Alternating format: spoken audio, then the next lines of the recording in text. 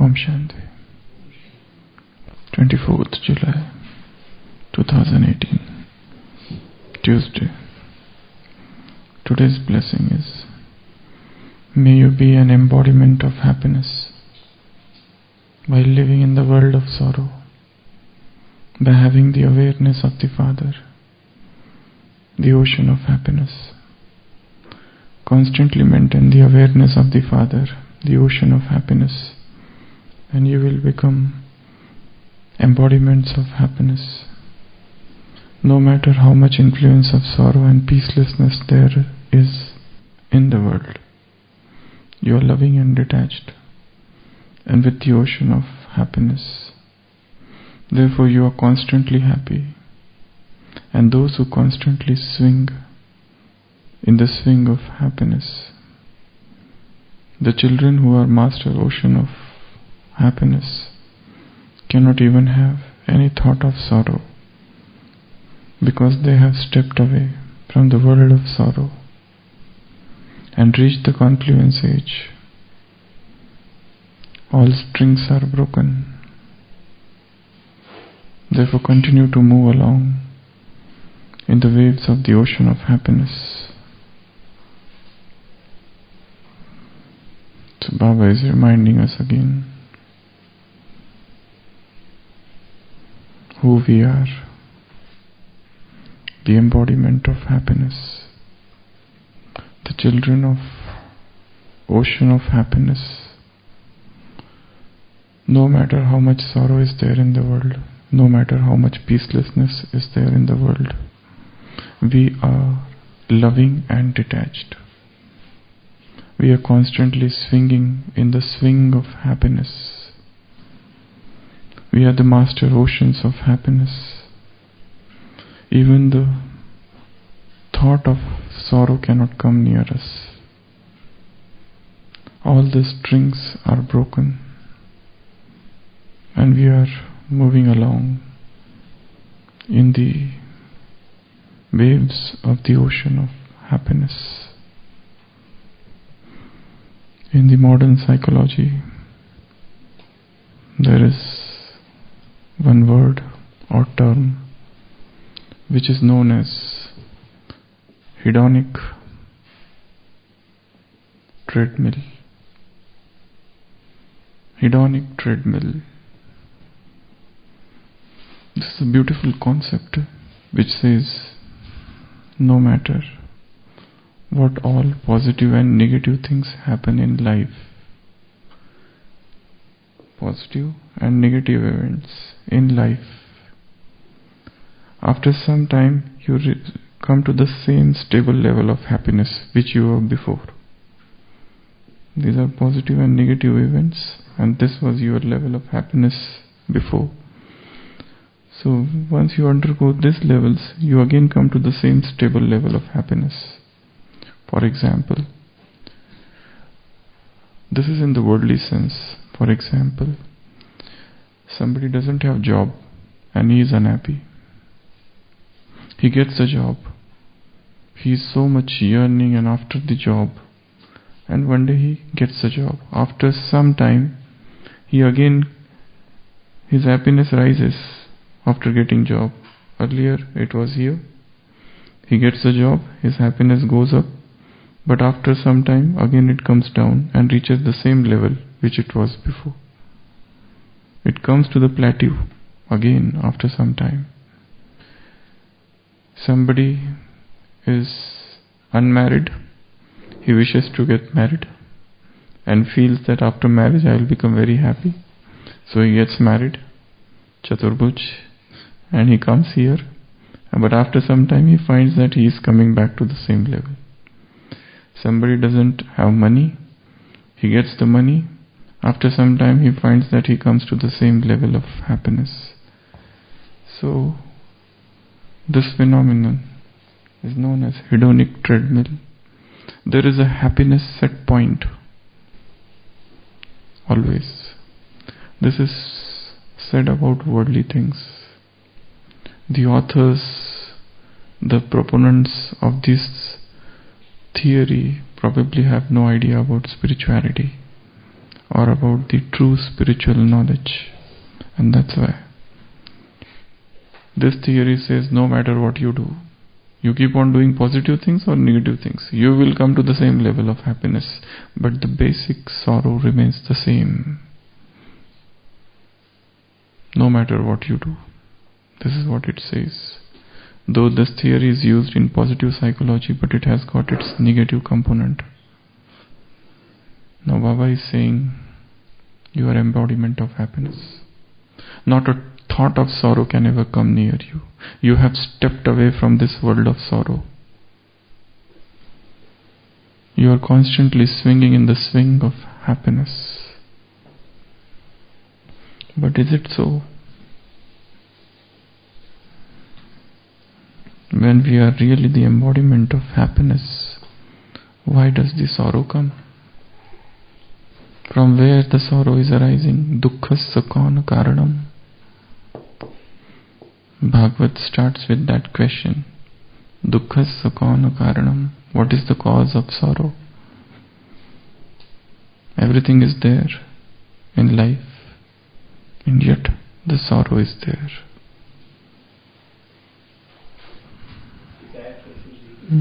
Which desires? Now come to the Brahmins.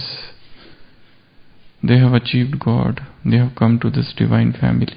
They are doing intense effort. They are getting up for Amrit Vela. They are listening Murli. They are engaged in Karma Yoga throughout the day. And yet,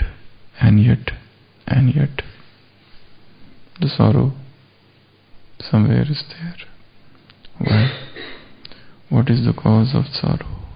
The deep-rooted sorrow. Is it the sanskar? Has sorrow become the sanskar, a habit, an addiction? A soul which has stayed in sorrow for a long time. A soul which had stayed in darkness for a long time. The moment you expose that soul to the dazzling light of the sun, that soul tries to shy away, run away, go away from that light. So there are two questions. How to get rid of this sorrow. And second, coming to this eternal happiness. How? This is a most celebrated Srimad that stay happy. Even in Sunday's Murli we saw. Staying happiness is a blessing of life. Vardhan. Sada Snehi and Sada Harshit. These are the two things Baba told in the Murli. But then the question often remains, why this happiness is so elusive? Why this happiness evades our consciousness? And why? And from where? And how the sorrow trickles down. Sorrow makes its way into our villages of happiness. So two questions. How to stay ever happy? This is a question most often asked even in the world. And second question is how to get rid of sorrow. So what is the answer? I am asking for those Tivra Purusharthis, not ordinary Purusharthis. Those who are aware of the Sangam Yuga, those who are aware who they are, what they are and what they have to do, those who have the awareness of the time, those who are awake and not unconscious. If they are becoming sorrowful, and if happiness is not coming to them, or in 24 hours, for 10 minutes they are becoming sorrowful, so what should we do? What is the reason? Addiction of being sorrow for a long time. Yeah, that is one. First thing is, try to figure out in which situation I become unhappy. What are the triggers for unhappiness? Find out. Everybody will have his own triggers. And how to deal with those triggers. The trigger may be a person with whom we have a very strong karmic account. The moment I remember that person, I become unhappy, sorrowful, depressed.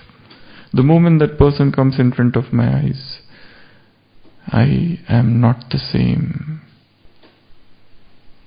As Baba said in Sunday's Murli, 2 words, Bhav and Bhavana. The most important work has to be done at the level of feelings and emotions, not at the level of thought, not at the level of logic, not at the level of tark, but at the level of Bhav and Bhavana. There should be purification of Bhav and Bhavana. Unless and until the emotions are purified, and emotions, they are not outside. And emotions, they are very deep. And emotions, they are here. This is the iceberg. Only 1/9 is here. This is the 1/10th part. And this is the 9th/10th part. This is the subconscious mind. Antarman. This is the conscious mind. Logic is here. Subconscious doesn't know logic. Subconscious is filled with feelings and emotions. And some negative feeling has entered for person X and it has gone down. So this negative feeling is in the emotions, and we are working at the level of Srimad. We are working at the level of logic, reasoning. We are telling our mind, this is not right and that is right. Emotions don't listen to such things. They understand the language of words. They understand the language of imagination. They understand the language of visualization. They understand the language of pictures. They understand the language of emotions, feelings, art. So we need to enter this subconscious, because sorrow is hidden somewhere here, very deep. Because so many layers have come up that it has gone deeper and deeper and deeper and deeper and deeper. And now it's here, waiting for the trigger. This is the trigger. This trigger comes and the sorrow comes on the surface and hits and then goes back and sets here. And it becomes all the more potent, and the snowball effect happens. It becomes bigger and bigger and bigger. The mass area increases. First thing is, understand what is causing me sorrow. First thing is journaling. It is known as journaling. Journaling is write down. Write down the situation that causes sorrow. Write down, jot down the situation that should be very clear. This is the one that causes me sorrow. Person, object, situations. This is the first thing. Second step is identify the triggers. What are the triggers? Third thing, deal with the triggers. How to deal with the trigger. For example, if person A and person B, okay, they are friends, and then there is a breakup and they go away, part ways. And now person B comes in Gyan, and here he or she learns you have to swing in the swing of happiness, and you have got God and all the things of knowledge. But then suddenly person B remembers person A and becomes sorrowful, because the memory is still there. And that is the reason for sorrow. In spite of everything good, now the trigger comes and person is sorrowful. Trigger goes away, person is happy. Trigger comes, person is sorrowful. Trigger goes away, person is happy. Trigger coming, sorrow. Trigger going, happiness. So how to deal with this trigger? Should we hate the person whom we want to forget? What to do then? This is a good question. Suppose person A and B are in love, or person A and B are enemies, and then somebody of them comes in Gyan, he forgets person B or person A, but then the hatred or that deep infatuation or that crush or that love is still there. So how to get rid of this trigger? Because this is a trigger for unhappiness. Because whenever the memory comes, whenever the remembrance of that person, and this person is thrown into doldrums, in unhappiness, in that abysmal breadth of darkness, depth of darkness. So what to do? Yeah? Shubhavna. That is good thing. If that person is not in Gyan.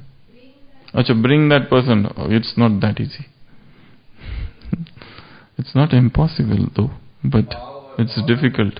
Those who are staunch opposers, and suddenly we cannot bring them in Gyan. We can have good feelings, good wishes for them for a long time, because his fortune is entirely different and we do not know. They might come in Gyan, but after 10 years. Till then what? How? That is the question. How to change that feeling for that person? Because that person has become a source of trigger, source of unhappiness, a trigger for unhappiness. A situation, I gave the example of person. This could be an object, this could be a situation. A situation where I was very unhappy, and now I came out of that unhappiness. But even the memory of that situation takes me again back to that unhappiness.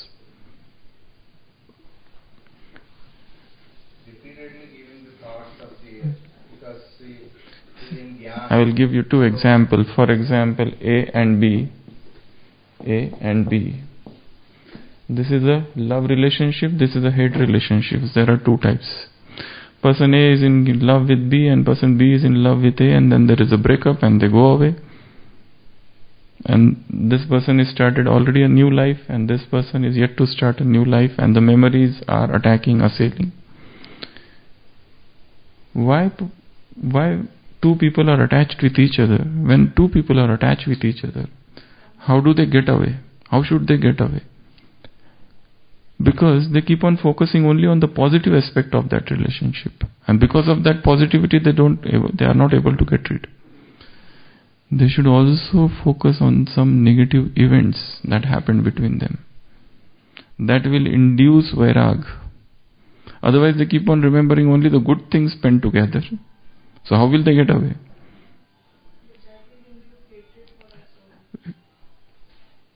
Negativity for the events, not for the person.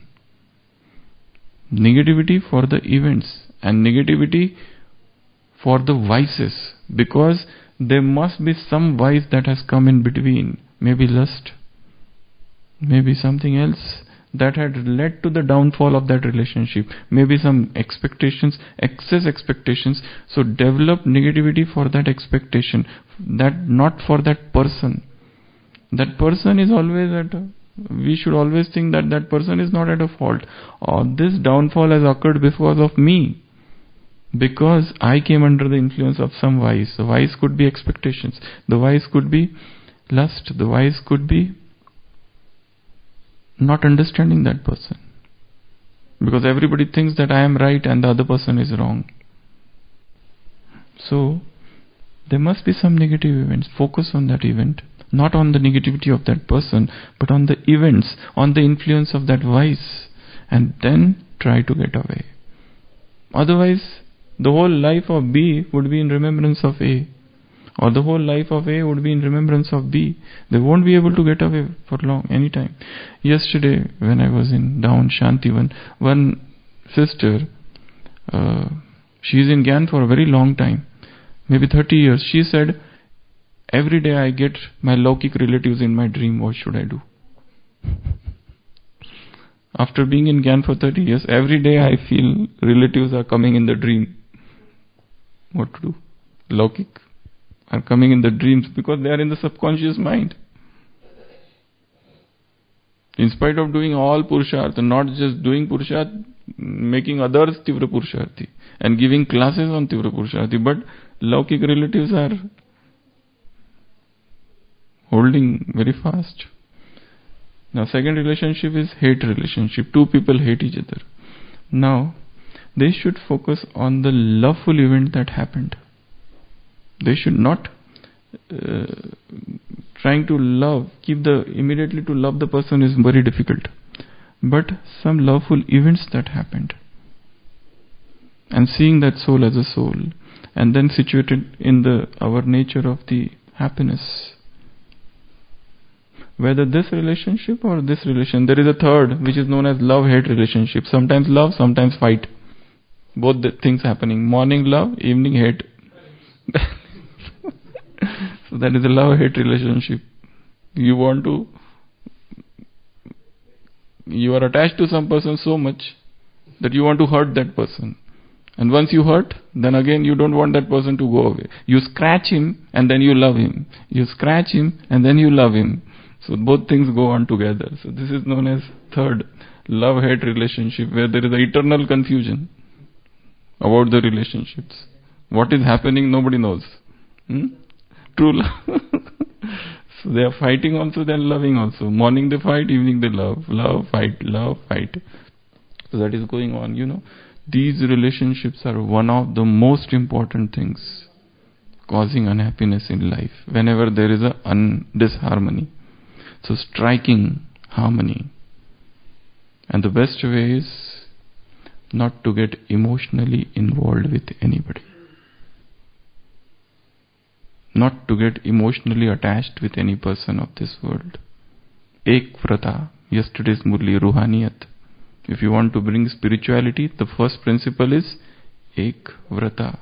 Because this is the only stable relationship in the world, God and I. All other relationships, they are in the stage of flux, fluctuations, upheavals, halchal. If I don't come into halchal, that other person, I don't know. He will come into halchal and he will then make me into that upheaval stage.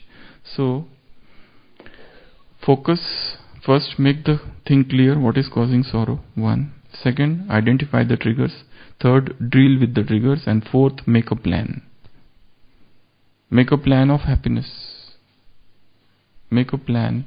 What is causing, if this is the cause of unhappiness, how do I remove this unhappiness in my life? And then this, what Baba is saying, you step away from the world of unhappiness. Here also he said you remain nyara. You remain detached and with the ocean of happiness. And most important thing, in yesterday's Sakar Murli, there was a very beautiful, powerful statement. Be soul conscious and be akela, alone, and then remember the Father. Be soul conscious, and in that stage of solitude, akela, or whatever you call, then remember the Father. Get alone. Remove the crowd which is there in the mind. Be soul conscious, and when you become alone, that time try to remember the Father. Then His remembrance will come, otherwise not. Otherwise people have already crowded. Remove the crowd. So much crowd is there in the mind. Let Him enter. There should be some place for Him to enter. So, this hedonic treadmill principle, it's not for those who are into spirituality. Our level of happiness, graph of happiness should be like this. Rising and rising and rising, every time rising. In the world, graph of happiness, then sorrow. Happiness and then sorrow. Then little happiness, then big sorrow. Our graph should be like this. Spiritual graph of happiness. Yesterday, this much happiness. Today, happiness has increased. Then more, and then more. It should not go down like this. So, graph of happiness should keep on increasing. Baba says level of mercury, para. should go up and up and up. So this is today's blessing. Om Shanti.